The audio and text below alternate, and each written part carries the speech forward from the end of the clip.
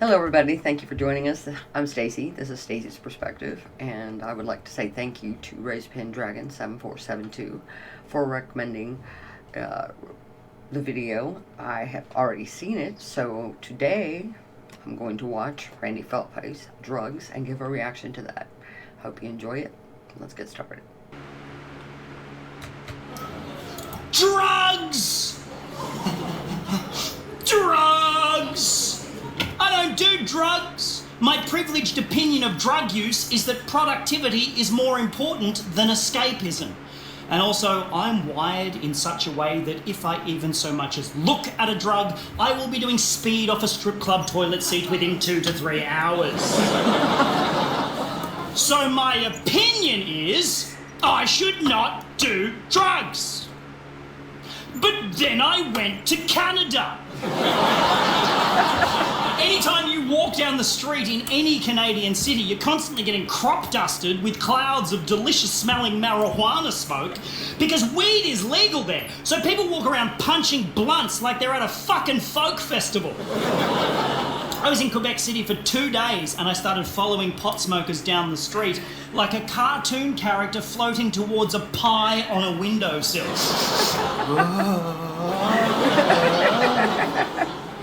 So I changed my opinion and decided I should do drugs. Has anybody here actually been to Quebec City?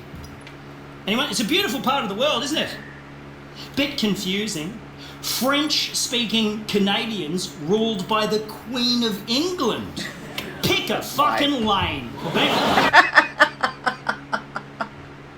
I love Randy Feltface. This guy does an awesome job of animating his puppets, and I just love the accent. Bravo, dude. You are so funny. Ruled by the Queen of England. Pick a fucking lane, Quebec.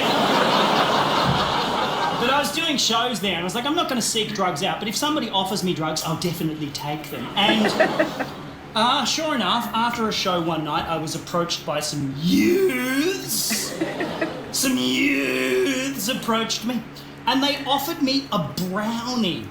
They're very fond of edible drugs in that part of the world. The pot brownie and the hash cookie and the weed cake and the wacky tobacco toasted sangy. And these youths offered me a brownie the size of a fucking John Grisham novel. So I said, yeah. I bet he was trash. We'd go to Quebec. Thank you, youths! And I took it back to my hotel room and I put on some comfortable trousers, put a bit of King Gizzard and the Lizard Wizard on Spotify. And I haven't done drugs for about 9 years at this point, so I didn't want to go too hard. So I just broke off a tiny corner of this massive brownie and just had a little... Just a little tiny little...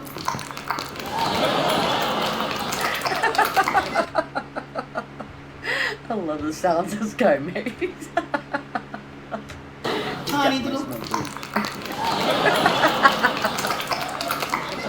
Because I didn't want to go too hard. But then, after like 10 minutes, nothing happened. So I ate the whole thing. Really fast. Like there were cops at the door. I was like, huh?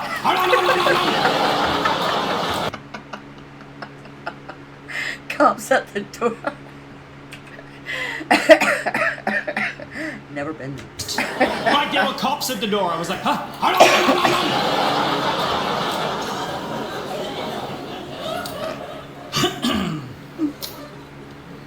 And then I googled how long it normally takes for a pot brownie to kick in. Oh, then you googled. Does anybody want to share with the class how long it normally takes for a pot brownie to kick in? Does anybody know?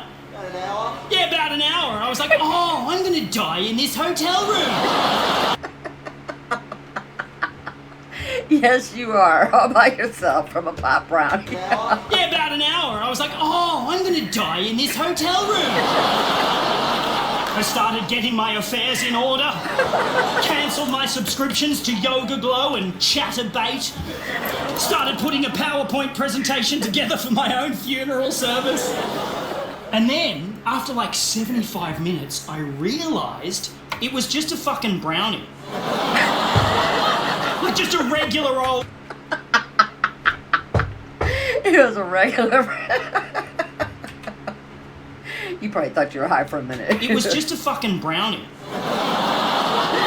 Like just a regular old drug-free chocolate brownie, lovingly prepared by the youths of Canada, just to be fucking innocently distributed amongst the tourists. So now, my opinion is, Canadians are fucking idiots.